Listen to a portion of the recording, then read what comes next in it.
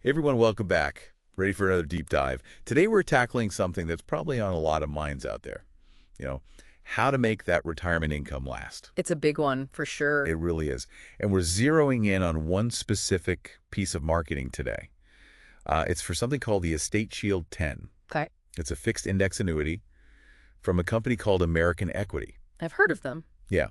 And it's being offered through Diversified Insurance Brokers. So annuities, I get it. They can seem a little, well, intimidating. Yeah, a lot of moving parts. Exactly. So we're going to break it all down, see if this particular annuity, this EstateShield thing, is something that, maybe belongs in your retirement plan, or maybe not. Always good to have the information. Absolutely. So that's our mission today, to really get into the nuts and bolts. Sounds good. All right. Well, right off the bat, this material, it talks about a guaranteed lifetime income stream. I mean, who wouldn't want that, right? Right. That's kind of the holy grail when you're thinking about retirement, right? Like knowing the money won't run out. Never mind. Exactly. And then it throws out this 35% BIV bonus in the first year. Okay, that catches your eye. It does, right? So like imagine, just for kicks, you put in, say, $100,000, boom, it's suddenly $135,000 just from that bonus. So, gotta be a catch somewhere. No. Well, that's what we're here to figure out. And then on top of that, there's this thing called a BIV multiplier. Multiplier, huh? Yeah, it supposedly keeps your money growing. Yeah. But how does all that actually work? That's where I start to get a little lost. Right, well, let's break it down. First off, that BIV, it stands for Beneficiary Accumulation Value. Basically, it's what your beneficiaries would get if, well, something happened to you. Okay, so it's not just about me. It's about taking care of my loved ones, too. Exactly, it's part of the bigger picture.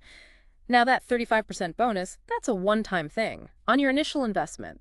It's meant to, sweeten the deal. They sound more appealing. Exactly. But, and this is important, it's usually built into the overall costs and potential returns. Okay, so it's not like free money appearing out of thin air. Right.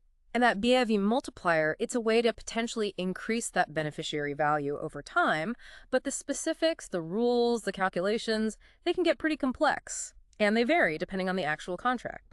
See, there's the catch. It's not as simple as it sounds at first. Right. It's important to dig deeper. Speaking of digging deeper, let's talk about this lifetime income benefit rider. They call it LIBR for short. No extra fee for that one, which is always nice. True, but there's always a cost somewhere, right? It might be baked into the returns or fees charged elsewhere. That's true. You got to follow the money. Yeah. So what are we trading off here? How do they even calculate this guaranteed income? And does it keep up with inflation? That's a big one, right? Huge. Basically, with the LIBR, you're often giving up some potential for higher returns compared to riskier investments. So it's like choosing safety over potential for big gains. In a way, yeah. It's about knowing you'll have that steady stream of income throughout retirement, no matter what the market does. I see. Makes sense. But how do they actually come up with that guaranteed income number? Well, it depends on your age, when you buy in, how much you invest, how long you want those payouts to last, things like that. Okay, so lots of variables. And does this annuity protect against inflation? Because what good is a guaranteed income if it can't even buy you a loaf of bread in a few years? Exactly. That's the key question. You got to look closely at whether it offers any kind of inflation protection. That's crucial. Absolutely. So we've got this guaranteed income piece, but we also need to think about, growth potential. You can't just stay stagnant. Exactly. It's about finding that balance. Security A and D growth. Now, here's something interesting they mention. It's called the well-being benefit. It basically doubles your income for, get this, up to 5 years. Wow, 5 years. Yeah, but there's a specific trigger. You have to need help with what they call activities of daily living. Things like bathing, dressing, even eating. Okay, so if your health takes a turn, this could help cover those extra costs. Right. It's kind of like an extra safety net on top of the guaranteed income from the LIBR. Interesting. But it's very specific, right? It's not just any health decline. Exactly. You have to meet those specific criteria. Good to know. Now, they also mention you can withdraw 10% each year, penalty-free, after the first year. Okay, that's good for some flexibility. Right. Like if some unexpected expense comes up. And then there's this enhanced death benefit rider. So even more protection for loved ones. Right. So can you break those down a bit? The withdrawal and the death benefit. Sure. So that 10% withdrawal, it's like a little cushion in case you need access to some of that money. And the death benefit, it gives your beneficiaries some options. They can either get a lump sum payment. All at once? Yep. Or they can get equal payments spread out over 5 years. I guess which one's better depends on their situation, right? Exactly. And this all ties back to what we were talking about before, balancing guaranteed income with the potential for growth. With the LIBR, you're focusing on that steady income, but the death benefit, it's there to make sure your loved ones are taken care of, regardless of what the market does. Makes sense. Yeah. So a lot to consider here. Now, the material pushes you to contact these diversified insurance brokers to find the best policy, they say. Makes sense. They're in the business of selling. Right. But they do say they work with multiple carriers, so it's not just about this one annuity, right? Yeah, that's a plus. They're not just pushing one product. Gives you some options. Okay, good to know.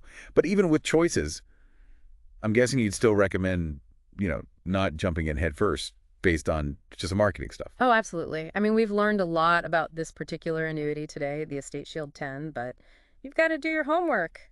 Talk to a financial advisor, someone who's fee only, so they're not getting commissions. That way you get advice that's truly in your best interest. Great point. So let's recap a bit. What have we learned about this EstateShield 10 annuity? Well, it offers that guaranteed lifetime income, which is a big draw for a lot of people. It is. And it also offers some protection against market downturns. That peace of mind is valuable. It is. But we also have to remember those potential trade-offs, maybe lower returns compared to other investments. And those calculations behind the guarantees, they can get pretty complex. Right. Not always straightforward. It's important to understand exactly what you're getting into. Absolutely. And don't forget about those BAV bonus and multiplier effects. Those could really sway things, depending on your individual goals. For sure. It's tempting to see those big numbers, but you have to understand how they actually impact your overall plan.